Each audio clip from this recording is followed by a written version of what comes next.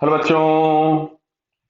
Question में लिखा है block of mass 1 kg is projected from point A along irregular rough incline and reach at point B as shown in the figure. The coefficient of friction between block and inclined plane is 0.5.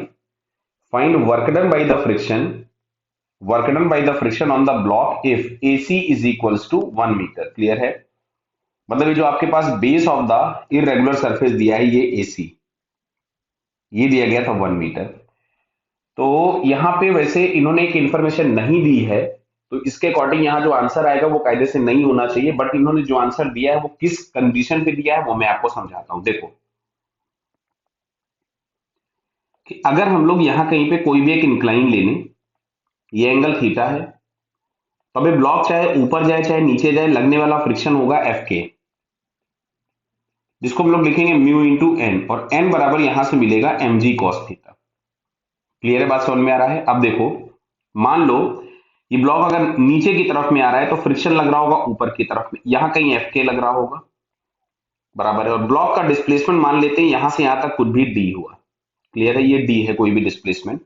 अब ध्यान से देखो, तो अगर हम लोग देखें तो इसका जो हॉरिजॉन्टल डिस्प्लेसमेंट होगा, जिसको मैं अलग कलर से आपको मेंशन कर रहा हूं, तो हॉरिजॉन्टल डिस्प्लेसमेंट जो होगा that is D cos theta, बराबर है।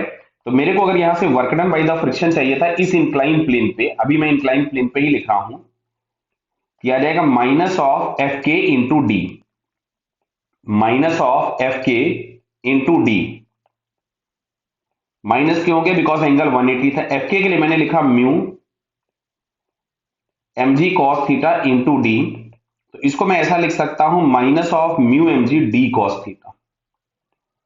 अच्छा, जो डी कॉस थीटा है, क्या आपको दिख रहा है कि d cos theta is the horizontal displacement, तो इसको मैं ऐसा लिख सकता था mu m g into horizontal displacement x. लेकिन ये वाली बात हमारे पास तब सही होती है जब नॉर्मल रिएक्शन हर मोमेंट पर एम जी कॉस थीटा के बराबर हो। क्लियर? अब सुनो, जैसे मान लो यहां कहीं पे कोई भी एक ऐसा सरफेस है जैसा कि यहां पे इरेगुलर दिया गया है, तो अगर हम देखें तो यहां पे नॉर्मल एक्ट होता है अंदर की तरफ में, बाहर की तरफ में कुछ मान लीजिए एम जी कॉस थीटा है। अगर मैं मान रहा था कि इस वाले पॉइंट पे जो एंगल है इंक्लाइन या टेंजेंट का जो एंगल है वो थीटा ये वाला है, बराबर, तो एम जी कॉस थीटा मिलेगा। अब सुनो, अगर ये चल रहा है, अगर ये ऑब्जेक्ट के पास कोई वेलोसिटी है, चाहे वो ऊपर की तरफ हो चाहे नीचे की तरफ हो, तो हम इक्वेशन लिखेंगे n minus m g cos theta is equals to m v square by r. तो देखो एन बराबर एम जी कॉस थीटा तब होगा जब ये राइट हैंड साइड वाला टर्म जीरो हो जाए। तो राइट हैंड साइड वाला टर्म जीरो हो सकता था दो कंडीशन पे। वो दो कंडीशन कौन सी थी? या तो आर इंफिनिटी हो जाए, मतलब ये फ्लैट सरफेस, और या वेलोसिटी जीरो हो जाए, मतलब ऑलमोस्ट जो पार्टिकल है वो बहुत धीमे मूव कर रहा हो। इन दैट केस एन बराबर एम जी कॉस थीटा होगा, और उसी कंडीशन पे आपको ये वाला रिजल्ट मिलेगा। समझ में आ रही होगी बात? यहां पे इन्होंने ऐसा कहीं वर्ड यूज नहीं किया हुआ है कि object is slowly moving. Clear है? केवल ये बोला है कि रेगुलर सरफेस पर वो मूव करता है। क्लियर?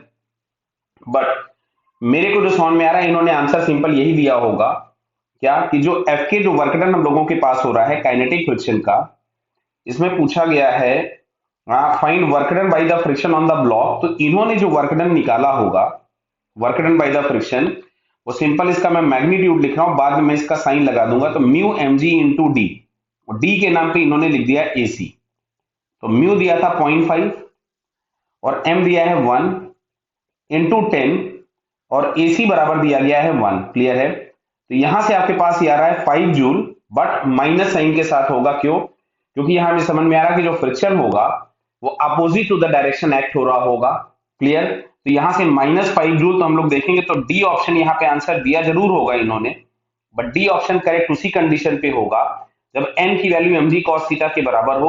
और एम जी कॉस थीटा के बराबर ये तभी होगा या तो आर इंफिनिटी हो जाए या वेलोसिटी जीरो हो जाए, मतलब ऑब्जेक्ट स्लोली मूव करे। तो क्लियर हुआ होगा बेटा आंसर?